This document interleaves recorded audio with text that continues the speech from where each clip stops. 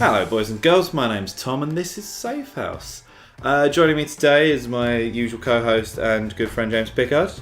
Kelsey Champion said she would be on the last episode. Kelsey said, "Oh, I'll be here next week." Kelsey's not here because Kelsey went to the midnight showing of Age of Ultron, and so Kelsey is sleepy. The early reviews coming in from Kelsey and Matt Webb is chorus bloody good. Kelsey said, and I mean I might be paraphrasing, but it was something along the lines of, well, that's it, might as well kill myself because it's never going to get better than this. And wow, Matt has confirmed that it is better than the first Avengers. Yeah. I mean, where I've been reading about it, most of the big review sites have been like 4-5 stars. Yeah, that's it. So we'll have to.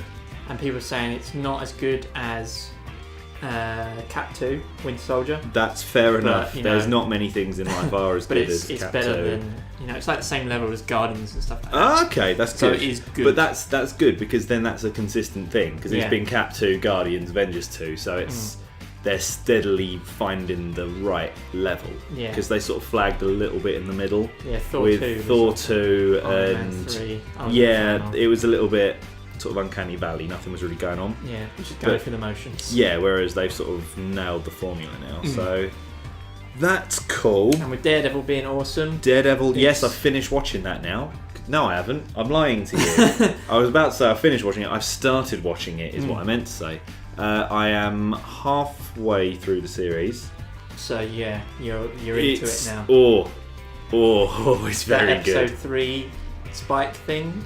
Oh yeah, yeah, bloody good. It's really good. Bloody good. So yeah, I would definitely say get on Netflix Daredevil if you get a chance. It's been confirmed to have a second season. Yep, they're changing the showrunners, but they're changing the showrunners for someone really cool. I can't remember who it was now. It was Drew Goddard and Stephen D. Knight, I think. Yes, but now they're producing. Yeah, the and showrunners are some other people. Yeah, and it was. But I remember seeing that one of the new showrunners worked on like something awesome. Oh. I forget what it is, but that's nice to know. Yeah, it's going to be in good hands next year. So yeah, not messing about. That's probably gonna. I mean, if it's TV show coming out next year, it's gonna be going into pre-production pretty sharpish. Yeah, you would have thought. So. That's good. Exciting Marvel news. Yeah, and on, Avengers, Robert Downey Jr. of Iron Man fame recently did an interview with Channel 4 with the world's worst interviewer. He's so bad. Krishnan Guru-Murthy, who is... he just needs to find a new job. He doesn't know how to do He can't interviews. conduct interviews. He's trying to make it something bigger than it is. Yeah, and they're it's there to flog a show or a book or whatever. That's and it. he's like, so tell me about your political, this other bullshit and your past history with drugs. And and it's like, leave the man alone. Just ask about the film. No one, look, we are all well aware of Robert Downey Jr. Bombing through the desert high on coke. That was 20 years ago. Give up. He's turned his life around. He is now one of the most sought after actors in the Hollywood. Oh yeah, he's doing very well for himself. And and he's like, oh well, how about that time you did drugs in 1996? Fuck off. But he bombed the interview with Richard Ayoade. He bombed the interview with Tarantino. Same reason. Yeah, he's just because he was like, oh well, you have a lot of violence in your films. He's like, well, yes, and. Richard Ayoade dealt with it the best though, because he just derailed it. I've done nothing for you. I'm an inspiration to people everywhere. What a man! Yeah, he just doesn't get what he should be doing. No, he doesn't quite grasp the interview process. It's an entertainment interview, not it's not you're not doing Parkinson. Yeah, I was going to say you're not Parky, mate. I know you're trying, but you're not. Just give up. Go home. Go and find another job at Channel 4. See if you can host some sort of shit music show with Jamila Jamil, because that's what everyone on Channel 4 does eventually. Sunday Brunch. Sunday Brunch with Tim Lovejoy. Other Marvel stuff. There's been a shortlist emerge for actors to play Spider-Man in he's turning up in 3 first? Civil War? Yeah, I think that's where he's first introduced, and then he's getting his own solo movie just before Thor 3, if memory serves. There was a chart. No. But the actors, I mean, none of the names spring to mind. I know one of them was the kid from Ender's Game, but the point is they're all really young. One of them was from The Fault in Our Stars, I think, super hipster film. It was the most hipster film, but still, there's about five people they've lined up, and they are all teenagers. So Spider-Man is definitely going to be like 15 in this. Mm-hmm. And according to a interview with Robert Downey Jr., which wasn't a car crash, he was saying about the Spider-Man, like introducing Spider-Man into it. He said they're not doing an origin story, because they said, look, we've done that however many times. 8 million times. Yeah, he's like, people know the Spider-Man origin story. Let's not bother. Like, if it is mentioned, it will be in exposition, in a throwaway sentence. Basically, it's still going to be early days Spider-Man. There's going to be this 15-year-old kid in a homemade, hoodie and bandana Spider-Man costume, out trying to right wrongs, inspired by what the Avengers have done. He's gone out and tried to... So like a super early Daredevil. Yeah, exactly. Maybe they might even reference... I mean, they haven't said anything, but they might... It'd be a perfect opportunity to reference Daredevil, because, it's New Yorkers. Yeah. And people, if he goes... Maybe he sees Daredevil out fighting someone and goes, oh, I could do that, and he's with his powers. Yeah. So... and then Uncle Ben, no. But yeah, so Spider-Man's going to be super, super young, which is kind of cool, It's definitely Peter Parker. They're not doing Miles Morales, because all of the cast are decidedly white. Good. But I want Hollywood to try something different. Yeah, how dare you? Speaking of trailers, two new big ones. Big ones happened. Obviously, they happened before the last episode went out, but obviously we record a few days in hand because I've got editing to do. And good grief, Star Wars Episode 7 trailer.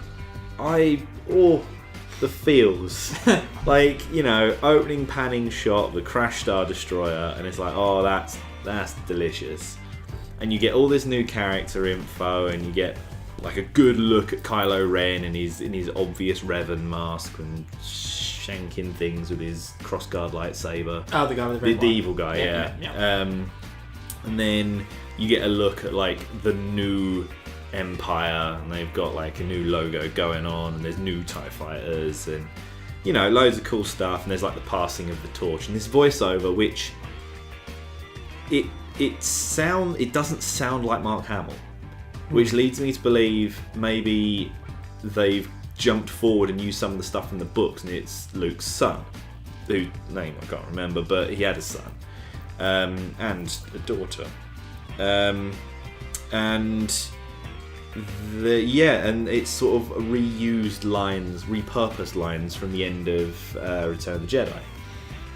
Where he's like, the Force is strong in my family. My father has it. Yeah. Because he says my father has it instead of my father had it. Yeah. And they say that while looking at the Vader mask. So it's either it's just an interesting terminology and he's maybe still in touch with Anakin's Force Ghost.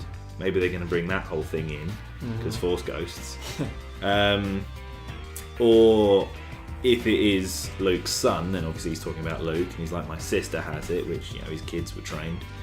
And he's like, and you have it too. I think they're talking about Finn, which is John Boyega. This guy in the Stormtrooper. The guy in the Stormtrooper outfit. Because there was some concept art of his costume that came out from Star Wars Celebration, where he's in, once, the outfit he was wearing in this trailer, where he's in, the sand jacket and the brown trousers. And he's got a lightsaber hanging off his belt. So it's we reckon he's the Force-sensitive one who, through the Force, realises working for the Empire probably not the best thing to do. Yeah. And so longs it and becomes a sick Jedi. And I imagine he will be the Luke of this saga, and we will see his progression over the next few films. Which was super hype. And then obviously, bit of Falcon flying around. And then Han Solo and Chewbacca just hanging out like it ain't no thing. Chewie went home. Oh my god. I squealed like a child. It was so exciting. Also out of Star Wars Celebration, there was some news about Rogue One, which is the first spin-off. The Star Wars anthologies, they're going to be called, the spin-off movies. If there's a guy doing it who's really good, and I can't remember his name, it's not Rian Johnson. Right. Someone similar. Is it Gareth Edwards? Yeah, it's fucking Gareth Edwards. Gareth Edwards doing it. Yes, I remember that. That's now. why that name springs to mind. Monsters and Godzilla. Yeah, that's the one. And apparently it's a heist movie set just before A New Hope. You know how in A New Hope... Oh yeah, it's stealing the plans. Yeah, they're isn't talking it? about how they had to steal the Death Star plans. It's the team stealing the Death Star plans. So that'll be pretty cool. Yeah, hopefully we'll get some... The phone shit quality trailer that someone filmed. Yeah. It was just like 4 seconds and it's panned up to the Death Star. Yeah, that's it. Yeah, it was like the forest moon and it was like, whoa, Death Star. But yeah, I mean, I'm hyped for a Star Wars heist movie, and thinking if it's that era, we might even get some because obviously Luke wasn't around at that point, but the rest of the Rogue Squadron and Red Squadron would have been there. So maybe we'll get early Biggs Darklighter, early Wedge Antilles, the other famous members of the X-Wing fighters. But yeah, that'd be pretty cool. So definitely hyped for that. And then the other trailer that come out was Dawn of Justice, the Batman vs Superman. It got leaked at first and was garbage quality and Portuguese. And then it came out a day later, properly. It's alright. It's alright. It didn't blow my mind. It didn't help that it came out immediately after Star Wars. Yeah, they kind of screwed up. They definitely poor timing. Yeah. But I mean, I've never been hugely sold on Man of Steel. So I'm kind of. Although they have specifically said that it's not a Superman sequel. Yeah. They've specifically they sort of said this is Avengers 2 Iron Man. It's not. Yeah, good luck with that. Yeah, exactly. But yeah, it's not Superman 2. So Man of Steel 2 could still be a thing. Probably will still be a thing if this doesn't crash and burn. Yeah. Then video games have happened. Video game news. We haven't talked about video games properly for ages. We haven't talked about video games. I think the last time we properly talked about a video game was back months ago when we were talking about Guild Wars Heart of Thorns, yeah. Which I am still hyped for. Yeah, I've played it since then. It seems pretty good. Ooh. Played the Revenant a bit. Yeah, I really want to play the Revenant.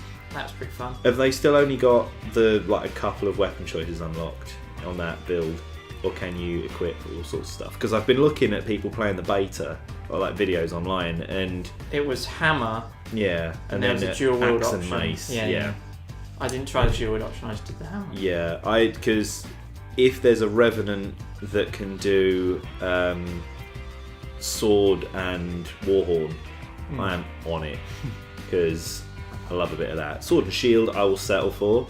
It'd be nice to be able to use a warhorn without looking like a prick. Yeah, that's it. The warhorn's always been a little bit because I think because necromancers, guardians, and I think rangers can use it, but I think necromancer use is pretty shit. Yeah, I think of all of them, the best one is actually the ranger one because it's a damage over time kind of thing, which is pretty cool. But still, getting hyped for Guild Wars. Yeah. Brief bit before we even get onto these particular games, while we're still on a Star Wars vibe, Star Wars Battlefront, that got revealed at Star Wars Celebration.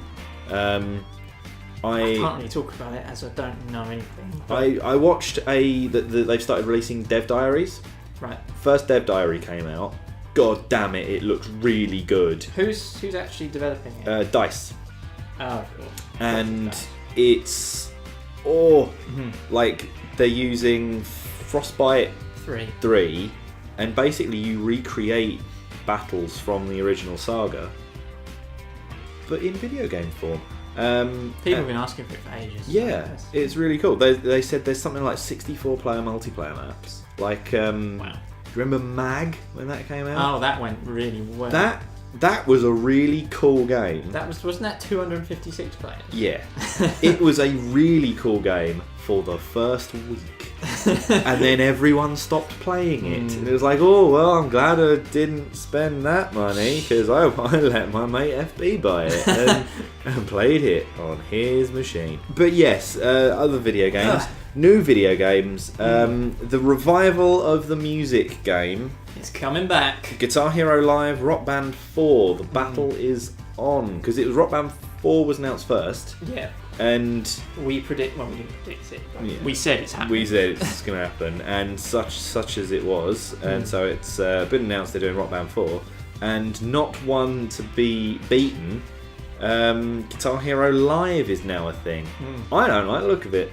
Live? Yeah. Live looks a bit shit. It does. There's something about the fact that it's video footage. Yeah. That and I you really can, like, see your band. I don't like it just looks that. weird. And they've changed the controllers so you black can't. And white. Yeah. And there's so it's 6 buttons. 6 buttons, but across 3 frets. So it's like playing a really shit bass guitar where you only have 2 strings.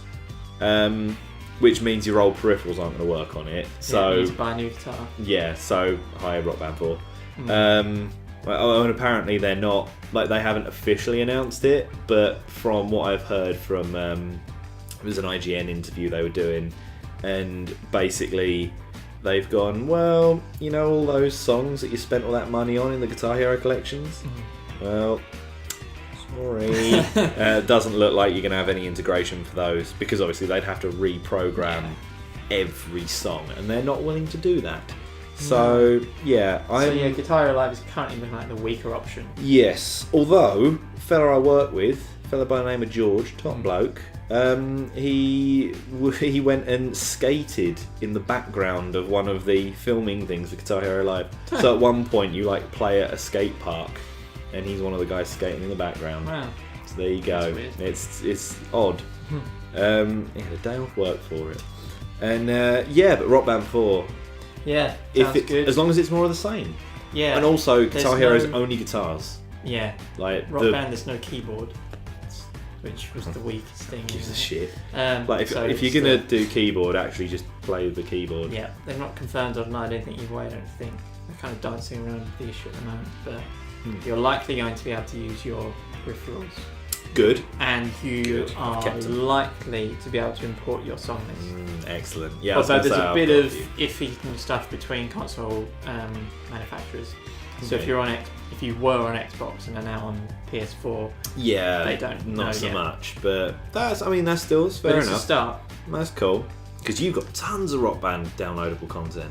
Yeah, but it's all on Xbox. I've got PS4 now. What is life? And it's not worth getting an Xbox One just for Rock Band, so fingers crossed. Yeah. If there's Rise. Sunset Overdrive. Yeah. That's something to talk about. Yeah. There's the Quantum Break. However, they've been getting the hype up for Alan Wake again. Right. The sort of Twin Peaks-esque I remember thing. when... Is it American Nightmare? Yeah. Yeah, I remember when that came out. I've never played an Alan Wake game, but the first, it's typical Remedy. It's like very good atmosphere, kind of decent story. Mechanics are a bit shit. They're a bit lacking. Yeah, you kind of shine a light really, on isn't a it? thing and then shit bits. Yeah. But obviously, it was vaguely related to Twin Peaks, so I ate it up. Yeah, fair enough. And then it apparently did really well. It sold like 4.5 million copies. And they went to pitch a sequel and no one wanted it. And Microsoft went, how about you do this time travel game called Quantum Break? Right. Which looks very similar. Okay. But yeah, recently they've gone, here was a prototype we made of Alan Wake 2, and they revealed it to Polygon. And it looks really good. Okay. And so really they're sort of like, oh, Alan Wake. People kind of getting excited about Alan Wake. So it might be one of those things where if there's enough fan outcry. Like following on from Quantum Break, which is coming out next year. Cool. Been delayed twice. Awesome. Good. It was already meant to come out, but... I've pretty much learned any time you get a release date on anything, just add another 6 months. Yeah. I saw a trailer today for Total War Warhammer. Yeah. They're doing a Total War game about the fantasy version of Games Workshop's Warhammer. Workshop need more money. Because Games Workshop always need more money. I mean, I'll be honest, a fair chunk of my salary goes to it. And more so recently with the new Adeptus Mechanicus that have come out, because they go, hey guys, we've made some robots, and I'm like, I'll have them all. What does it do? What is Total War? What is Total War? Because I always think of it as like a strategy game, right? But it's big army battles. So instead of like say a StarCraft where you build units and control like a group of 20, you control a mass of units at once. So there'll be, in the Rome one is the one I've played. Yeah. You have all your like centurions, and you march on. So it's sort of like Age of Empires, but bigger. Big Age of Empires. Okay. Big scale battles. I could get behind that. Actually, there was a BBC TV show years ago. Yes. Which was famous battles from history using the Total War engine, and they got people to play them. Okay. And they had to try and win the battle the way it happened without losing. Most of the time they lost. That's pretty cool. That was a cool thing they did. But yeah, Total War, it's big battles, strategy games. I think there's in the more recent ones there may be some like base building and stuff. Yeah. But from what I remember, it was pretty much just gather units of people. And that very much suits the Warhammer thing, because like I said, I mean, I haven't played any Total War games, but I do play Warhammer quite a lot. No, I play 40k, not fantasy, but it's not that much different. And that really suits it, because it's just, you know, in Games Workshop fashion, see how many small models you can buy, and then push them frequently towards the other player. Although I play Imperial Guard, so I do the opposite. I set up along the back of the board and I don't move. Do not move the whole game. Just rain artillery on the enemy, and then Ben wins anyway. We're going to the arcade at the weekend, and I have been challenged. A gauntlet has been thrown down by Matthew Webb of Insert Coin Clothing. Is it Dance Dance Remix? It is even worse. He has foolishly challenged me to a game of Marvel vs. Capcom 2. He's going to get slayed. He's going to get slayed. Like, that is my jam, right? I travel the world setting high scores on that game. If anyone out there wants to challenge me with MVC 2, there you go. We'll make a video. We'll do a Thunderdome with the general public in an arcade playing MVC 2. I say an arcade. I have an emulator of it on my PC. I'm not silly. But yeah, no, that would generally cover it for this week's adventures. But yeah, no, we'll be back next week. It'll be pretty hype. If you want to be a doll and, you know, share the show, tweet at us maybe. We're trying to get the Twitter thing going. We're sort of building Twitter up quite a lot, which is nice. So if you want to get on the tweeting hype, we've got a couple of ideas in the pipeline that are fairly Twitter heavy, like audience interaction Twitter heavy. People tweet in and then we respond like an opinions show based on Twitter. But to do that, we need more than like 10 followers. So I don't know how many followers we actually have. Kelsey deals with the Twitter now. But if you can do that, that'd be peaches. You know, just spread the love. We can create fake accounts and send questions to ourselves. I'll do it. I'm not even sorry. I will email my friends and have them tweet me, and I'll be like, say this, and then we will have witty puns ready for them. But yeah, so you know, spread the love. Be appreciated. Yeah, that's about it. So we'll be back next week, and we'll see you then. Laters. Bye.